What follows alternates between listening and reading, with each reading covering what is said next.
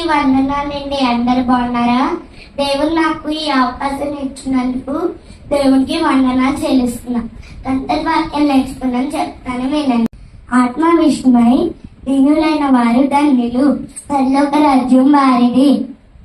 దుఃఖపరి వారు ధన్యులు, వారు ఓదార్చబద్దురు. సాత్వికులు ధన్యులు, వారు భూలోకమును స్వతంత్రించుకుందురు.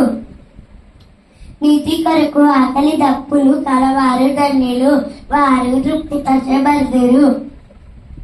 కనికరము గలవారు ధన్యులు, వారు కనికరము పొందుదురు.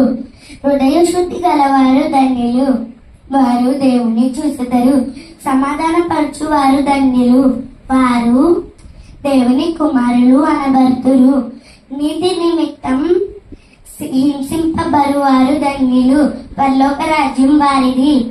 మత్తయి సువార్త 5వ అధ్యాయం 3వ వచనం నుంచి 10వ వచనం దాకా. ఆమేన్.